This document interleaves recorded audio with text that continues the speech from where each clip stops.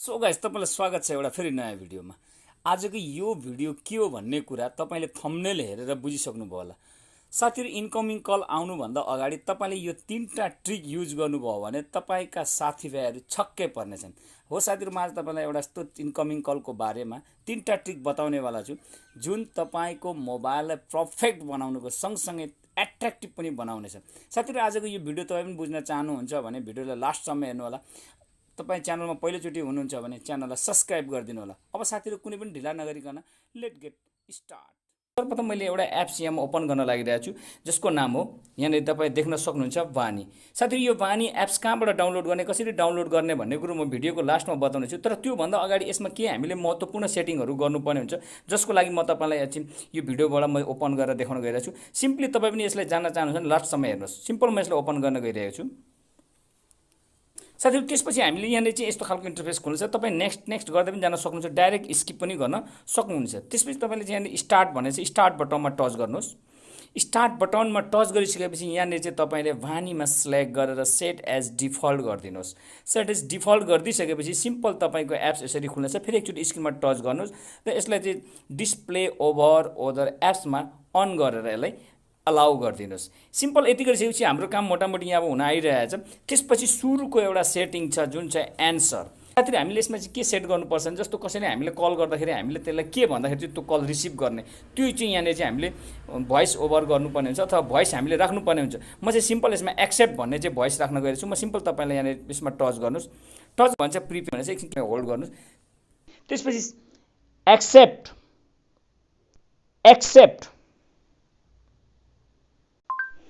साथीहरु, दुईचोटि एक्सेप्ट भनिसकेपछि यहाँनिर एक्सेप्ट भनेर चाहिँ यहाँनिर सेभको बटन आएछ। तपाईँ यसमा सेभमा टच गरिदिनुहोस्। त्यसो गरेपछि यहाँ तपाईँ देख्न सक्नुहुन्छ सुरुमा एक्सेप्ट भन्ने। त्यसपछि हामीले रिजेक्ट कल गर्नु छ। जस्तो रिजेक्ट कल गर्नु छ भने सिम्पल यहाँ नो भन्ने छ, हामीले यसलाई नो नै राखिदिउँ। त्यसपछि रहेको कुरो दोस्रोमा स्पिकर। साथीहरु, स्पिकरमा कसैले हामीले फोन गरेर हामीले लाउड स्पिकर गर्नु छ, अलिक पर बसेर बोल्नु छ भने हामीले स्पिकरलाई के भने चाहिँ भन्ने, एस भन्ने कि स्पिकर भन्ने। त्यसको लागि तपाईँ एस भन्न चाहनुहुन्छ भने सिम्पल एस नै राखिदिनुहोस्। होइन भने तपाईँ स्पिकर भन्न चाहनुहुन्छ भने फेरि यसमा र भन्नुहोस् स्पिकर।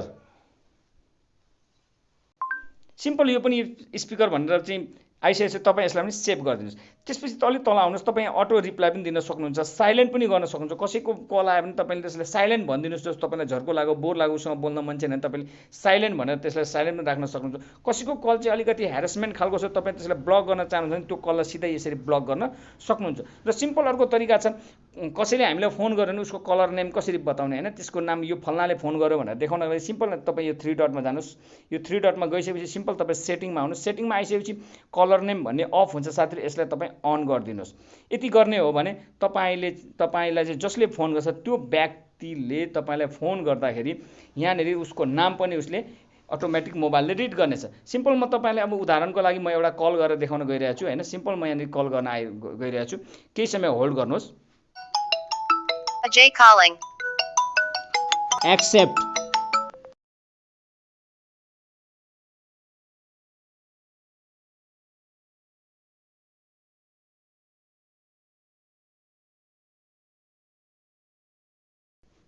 Ajay calling.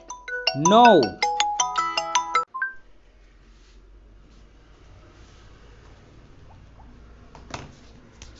यसरी चाहिँ हामी सजिलैसँग मैले नो भनेर चाहिँ मैले त्यो कललाई रिजेक्ट गरिदिइसकेको छु। र यो त्यो साथीहरु आजको भिडियो होइन, एकदम सिम्पल तर सजिलो छ।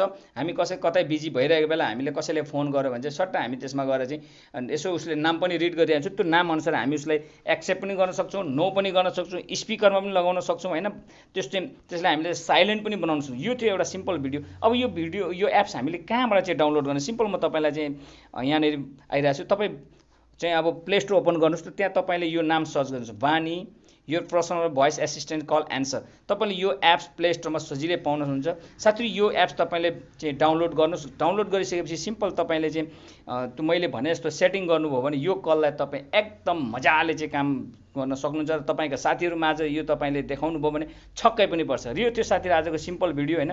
यो भिडियो मन पऱ्यो भने साथीहरु यसमा लाइक गरिदिनुहोस्, कमेन्ट गरिदिनुहोस्, सेयर गरिदिनुहोस्। फेरि नेक्स्ट टाइम म तपाईँहरुसँग नेक्स्ट भिडियोको साथ आउँछु। तबसम्मलाई take care, tata, bye by.